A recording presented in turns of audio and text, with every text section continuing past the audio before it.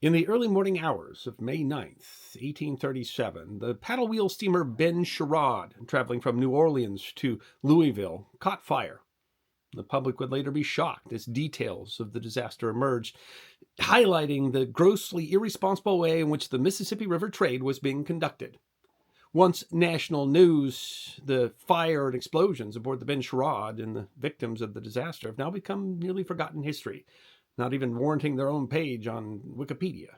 But it's history that deserves to be remembered. In a 1957 edition of American Heritage magazine, Leonard Huber described the first voyage of a paddle wheel steamer on the Mississippi, the New Orleans, in 1811.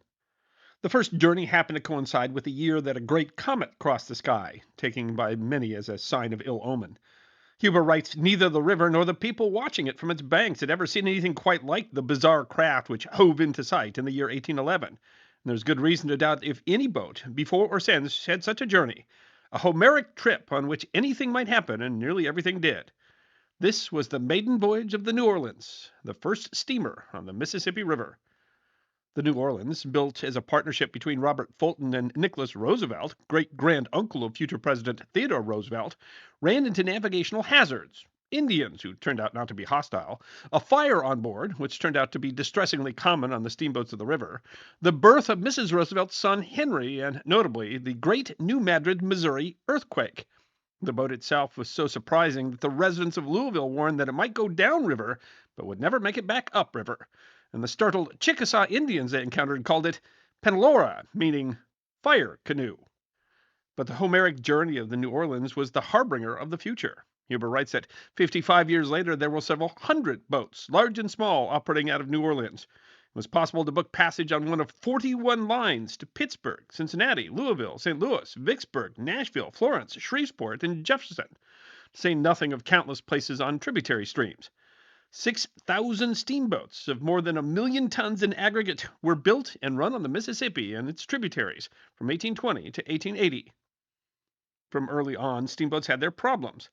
Historian Walter Moffat wrote in a 1956 edition of the Arkansas Historical Quarterly, but though the steamboat had many wonderful advantages, it had one serious drawback. It was dangerous. So dangerous, in fact, that many people on the line regarded it with the same fear with which some people of today regard the airplane. Almost every issue of the newspapers of the period contained an account of at least one steamboat disaster, and often an issue contained reports of several disasters. Disasters might not have been wholly avoidable, with a combination of hot boilers and wooden chips, but sadly many did not have to occur. Moffat writes, again and again the editor of the Arkansas Gazette deplores the number of steamboat accidents, declaring that practically every mail brings fresh accounts of such disasters, and that in many cases the causes are due to inefficiency and carelessness. Steamboats faced many risks. Huber writes that accidents took their toll. Snaggings, running into heavy sticks of timber implanted in the bottom of the river, caused many a sinking. Collisions, the result of careless or negligent operations, especially at night, were not uncommon. Just as frightening was the risk of fire. Wood too close to a stove had started a fire on the New Orleans, although it was extinguished before it could do serious damage. And Moffat writes, the most common cause of steamboat accidents was the bursting of a boiler. Huber explains that from the earliest days, steamboat operation was plagued by boiler explosions. By 1850, some 185 boats had blown up, with a loss of life exceeding 1,400. In fact, he notes, the 10th boat to be built, Shreve's Washington, exploded on her maiden voyage in June 1816, the first of a long series of such disasters which, next to racing, became the most notable feature of the steamboat legend. If the steamboat legends were built on races and boiler explosions, the two may well have been related. Jerry Canavan of Steamboat Writing and Research explained in 2017. It's a popular belief that there was a great deal of steamboat racing going on back in the good old days, and there was a wide difference of opinion about the part played by racing in precipitating steamboat explosions. It was felt by those who shared this opinion that in the excitement of the race, ordinary safeguards and precautions were forgotten or ignored, and excessive steam pressure was used in a frantic effort to attain more speed. But how common were the races really, and were they really the cause of accidents? Canavan writes, the popularity of well-promoted steamboat race in the 19th century rivaled the popularity of a modern-day sporting event. Still, he notes the fact is that the business of most steamboat captains and owners was to earn dividends and profits from their commercial endeavors. Racing was only an occasional byproduct of this activity. To be sure, races occurred. In Mark Twain's memoir, Life on the Mississippi, published in 1883, he wrote, I think that much of the most enjoyable of all races is a steamboat race. Two red-hot steamboats raging along, neck and neck, straining every nerve, that is to say, every rivet in the boilers, quaking and shaking and groaning from stem to stern, spouting white steam from the pipes, pouring black smoke from the chimneys, raining down sparks, parting the river into long breaks of hissing foam. This is sport that makes a body's very liver curl with enjoyment. A horse race is pretty tame and colorless in comparison. Canevit writes, though, that most early steamboat races were not really planned, but probably resulted from two vessels coming together, going in the same direction, deciding to engage in a burst of speed in an attempt to beat a business competitor to the next landing to secure passengers and freight. These encounters or brushes resulted in added revenues for the winner, and if a fast boat was consistently successful, a reputation for rapid transit was earned. So in most cases, this was a business venture rather than a sporting event, and the first boat to reach the landing usually ended up with the passengers and cargo in waiting. Canevit's research, however, found that only about 4% of boiler accidents on the Mississippi could be attributed to racing. But it wasn't unheard of. The Kalamazoo, Michigan Gazette reported on Sunday morning, the 6th of May, 1837, the steamboat Ben Sherrod, under the command of Captain Castleman, was preparing to leave the levee of New Orleans. She was thronged with passengers. The Ben Sherrod was a typical packet steamer, vessels built to handle cargo and passengers as well as mail. Operated by the Tuscumbia and New Orleans Steamboat Company, the Ben Sherrod was launched in 1836, described as being 450 tons, respectable but not amongst the largest in the river, and ran a regular route between New Orleans and Louisville. However, the Sherrod did not specialize in passengers. The Gazette explains, the cabin of the Ben Sherrod was on the upper deck, but narrow in proportion to her build, for she was technically called a Tennessee cotton boat. To those who have never seen a cotton boat loaded, it's a wondrous sight. The bales are piled up from the lower guards wherever there is a cranny until they reach above the second deck, room being merely left for passengers to walk outside the cabin. These types of boats were more geared towards cargo, with only a deck for passengers. The Gazette continues, the Ben's finish and accommodation of the cabin was by no means such as would begin to compare with the regular passenger boats. Still, this time the Ben was carrying more passengers than usual, as the Gazette explains. It being late in the season, and but a few large steamers being in port in consequence of the severity of the times, the Ben Sherrod got an undue number of passengers. Still, the mood seems to have been good. The Gazette reports that many a beautiful and interesting woman was busy in arranging the little things incident to travel, while little innocent children playing about the cabin would run to the guards now and then to wonder, in infantile language, at the next boat. Meanwhile, the men, too, were urgent in their arrangements of the trunks and getting on board sundry articles which a 10-day passage rendered necessary. Still, the paper writes, they all looked forward with high and certain hope to the end of their journey. In fact, all seemed hope, joy, and certainty. The author of the Gazette article, a witness only described as a sufferer, certainly appreciated the vessel, writing, talk not of your northern steamboats. A Mississippi steamer of 700 tons burthen with adequate machinery is one of the sublimes of poetry. If you have a soul that makes you a man, you cannot help feeling strongly alive to the mightiness of art in contest with the mightiness in nature. Such a scene, and hundreds such have been realized with an intensity that cannot be described, always made me a better man than before. This scene, however, would soon be shattered. The Natchez, Mississippi Free Trader gave a report by Mr. C.P. Hand, master of the steamboat Statesman. On this morning, the 9th instant, about 4 o'clock, a few miles above Fort Adams, our attention was attracted by the cries of some persons who appeared to be afloat on something in the river. We stopped instantly and sent our yawl to their relief. We all put the Statesman about as soon as possible and succeeded in picking up another person with her. The yawl, by great exertion, succeeded in saving 4 others, all of whom, but for the assistance thus offered, must have perished. From the passengers thus rescued, we learned that the steamboat Ben Sherrod, in her way from New Orleans to Louisville, with a valuable cargo and a great number of cabin and deck passengers, including a number of ladies, the captain and family, a large majority of whom is feared perished.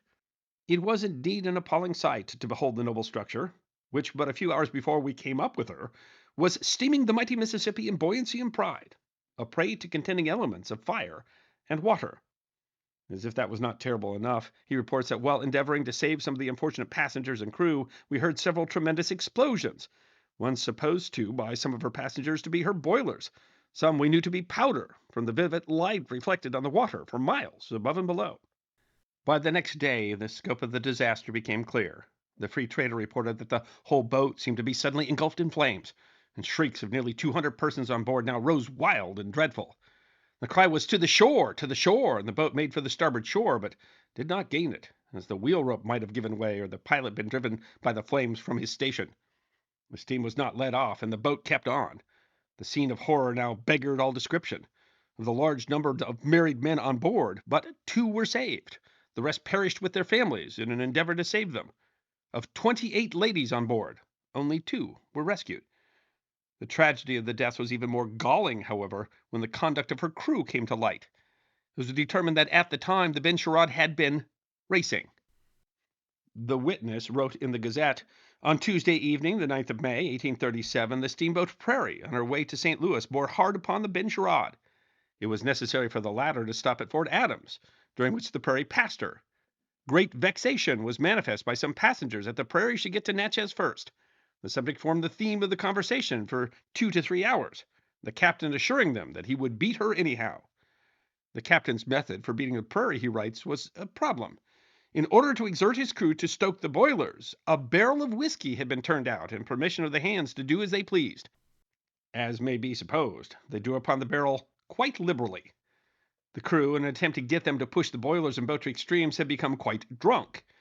They had pushed the boiler so hard that, as the Sherrod passed above Fort Adams, towards the mouth of the Homachita, the wood piled up front of the furnaces several times caught fire, and was once or twice imperfectly extinguished by the drunken hands.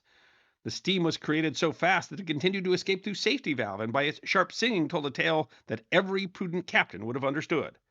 The tragedy was manifest. The Ben Sherrod had caught fire because, in an attempt to pass the Prairie in an ill-advised race, the boilers had been stoked so hot that the wood outside of the boilers caught fire.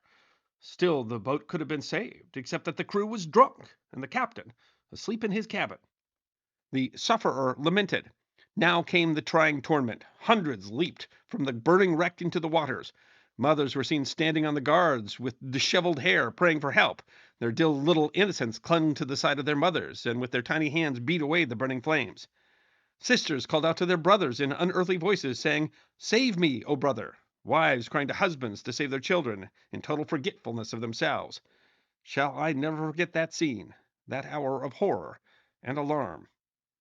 The fire on the Ben Sherrod was followed by 3 explosions. First its boilers, then kegs of alcohol in the hold, and finally a massive explosion from 40 barrels of black powder that were part of its cargo.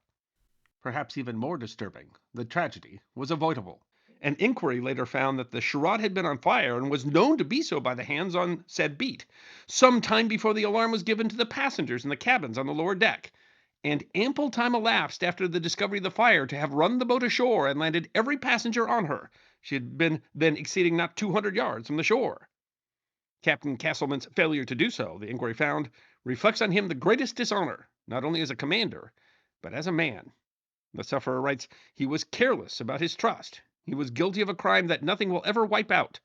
The blood of 200 victims is crying from the death of the Father of Waters for vengeance.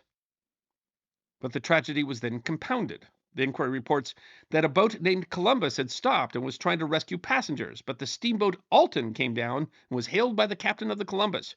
When she stopped her engine, was informed by the captain of the Columbus of the disastrous occurrence, and that a great number of persons were then struggling in the river and drowning, and was requested by him to save all that he could.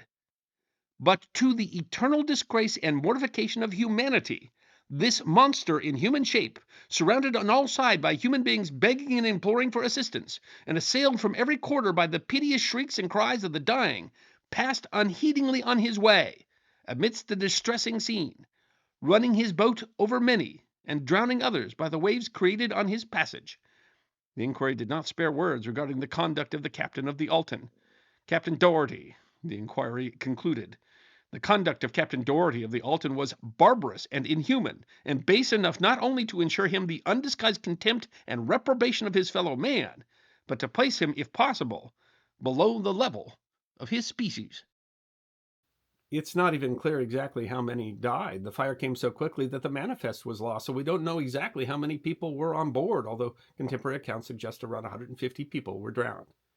The disaster aboard the Ben Sherrod was compounded by the just disgusting behavior of so many people. The captain, who reacted so slowly, who survived the disaster, although he lost his father and 3 children in the fire. The drunken crew, who did nothing to help save the passengers, but tried to save themselves by launching the ship's yawl, only to have that overturned and be drowned themselves.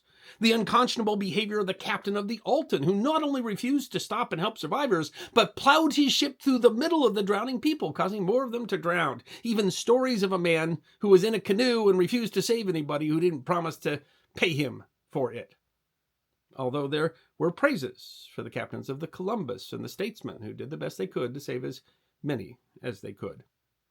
The details were so shocking that the Court of Inquiry called for the first time for legislation, either by the state of Arkansas or by the federal government, to regulate the river trade. Although that didn't occur until a series of disasters a year later finally compelled Congress to act, creating inspectors who were supposed to try to prevent the situations that would cause fire or boiler explosions.